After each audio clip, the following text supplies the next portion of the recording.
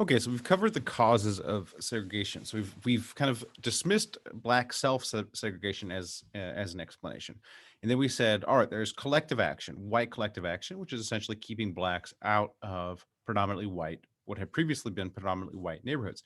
Then layering on top of this, there are certain broader government policies, the most prominent of which is redlining. Now we're going to shift into white individual action. So imagine a world where there's no federal policies and no local policies relating to segregation. If white people don't want to live near black people, segregation will still emerge without being abetted by government policy. And so, if whites are self selecting out, essentially moving into new neighborhoods, segregation will exist in absence of any sort of collective action or policy. So, white collective action is essentially keeping blacks out of neighborhoods that have been previously white. White individual action is more like whites moving to new neighborhoods, moving away from, say, center cities. And so there's lots of evidence for this behavior. So we have this Allen paper that finds a 10 percentage point increase in black population heightens the probability that white household moves out of the neighborhood by 2 to 3 percentage points. We have the Bustan paper that we've covered previously in terms of white flight.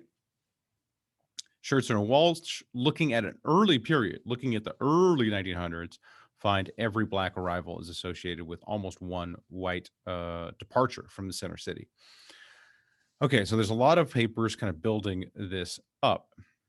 Now, explaining aversion, the aversion or the wanting to move away as blacks move in, could of course be racism. So just what we would refer to in economics as taste-based discrimination, just straight racism, like just a distaste for blacks. So you have straight racism driving the white individual action, moving to these other neighborhoods. But you also have statistical discrimination. So you could just have also rational acting whites who just care about their home prices, who just would say, okay, well, we know, other whites are racist and they're not going to want to buy this home once blacks move into the neighborhood. And so therefore I'm going to sell my home when the price is high now and move out as well. This would just be what we refer to as statistical discrimination. Essentially, they are discriminating moving away just purely based on, caring about their, the idea their house, their home prices could be lower too. You could also classify this as a form of racism as well. But what's important about this is a famous paper by Thomas Schelling, basically showing that, once you get, above 8% of the population, of the white population being racist, essentially just having this characteristic, then you will get high levels of segregation just because the rest of the population only cares about home prices, they'll essentially follow this behavior. Okay. All right. And then there's this paper that sort of looks at this sort of behavior is still prevalent. All right. Okay. So much of the segregation that we see is whites is this individual action, whites moving away rather than keeping blacks out of neighborhoods. So as blacks migrate to the center city, you see whites moving away, moving to entirely new cities, moving to the basically the suburbs, and then policies essentially exacerbating this as certain areas force integration of school districts. There's even more white flight. So essentially, whites, in order to not be subject to these policies, will move to entirely new cities. So lots of the segregation that develops in the back half of the 20th century, the middle of the 20th century, is moving away rather than keeping blacks out. Okay. Now, typically in the discussions of this in kind of out there in the public discourse and other classes, the focus is predominantly, this is my perception of it, so I don't know. My perception of the focus is predominantly on federal policies, these kind of racist federal policies, and the history of those policies. So you have, the racial covenants, and you have redlining just being talked about all the time. What is not talked about as much is just white individual action, just white people moving away, just not being helped by the government in any way. Well, some of the loans are guaranteed, but just generally just whites moving away from black neighborhoods. And as I said, there's that Schelling paper that would show that even if you had no policies, certain level of taste-based discrimination would result in segregation. So, and all of that driven by white individual action. And this is what Scherzer and Walsh find in their work, which kind of looks at this period before we had redlining and lots of federal policies, and finding segregation was already starting to develop, when it was primarily just being driven by individual action.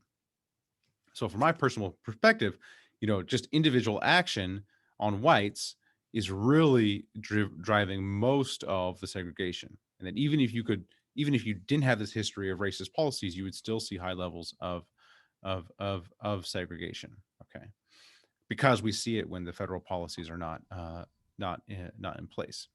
Okay. All right, what are the consequences of segregation? All right, so why is segregation bad? So, all right, your city is divided up along racial lines. What are the issues here? What are the negative outcomes for those segregated? So, theoretically, you could have, one area with one racial group that's thriving, and another area with another racial group that's also, thriving. You can think of at the country level. Essentially, we have segregation at the country level.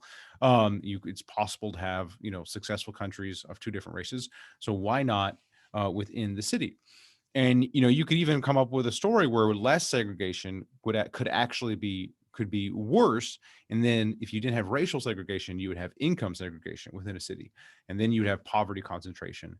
And that would in many ways exacerbate outcomes.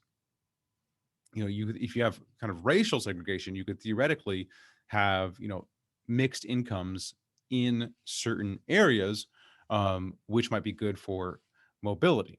So it's theoretically, you could come up with a story for it being kind of good, quote unquote good, in terms of just economic mobility or economic success. And so this is an empirical question. We can just go and look to see, is it bad or not? What are the negative? It does segregation lead to worse outcomes for those segregated? And if so, what is the mechanism for those worse outcomes? Okay.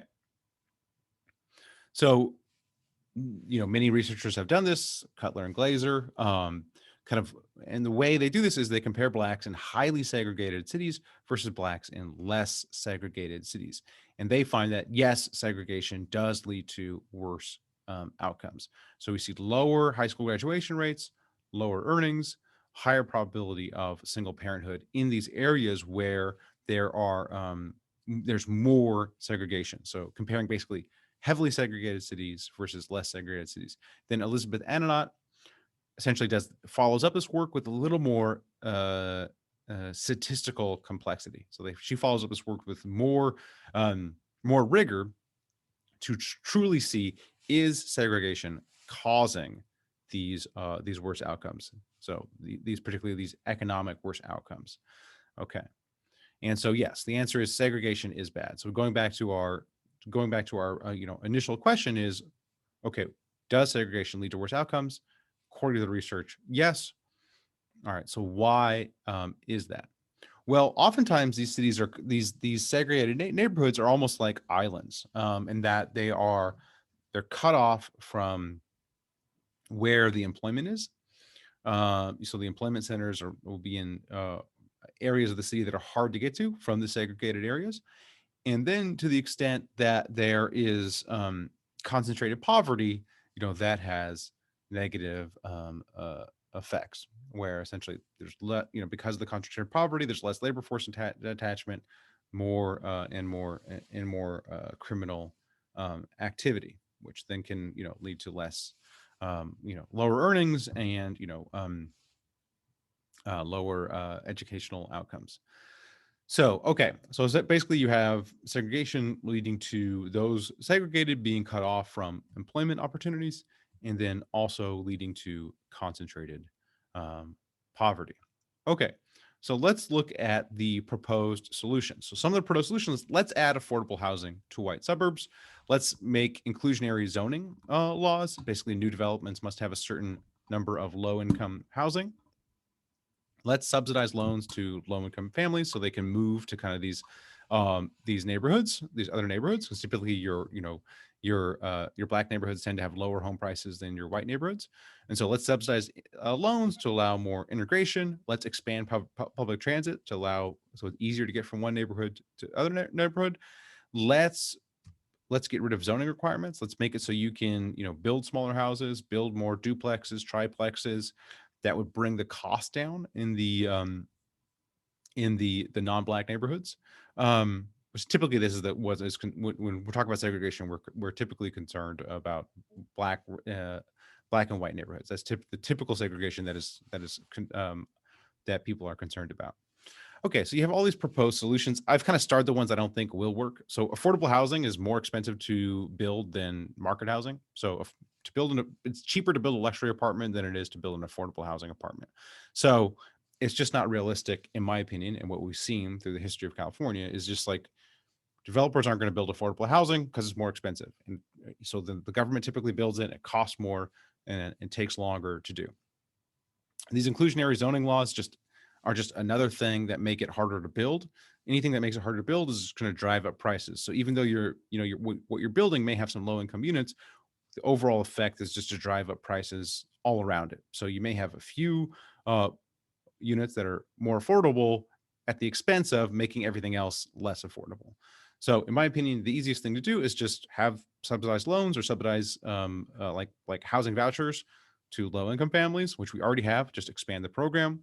Obviously, public transit is going to make the city more accessible.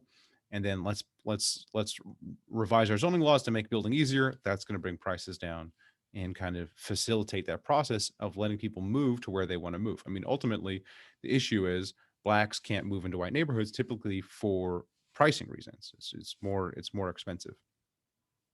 And so anything we can do to bring prices down is going to lead to more integration once we take care of the white individual action problem, okay, which is the primary driver. So even if you bring prices down, you still may have segregation if this white individual action is the primary driver. Now, luckily, racial attitudes have improved over the past 50 years.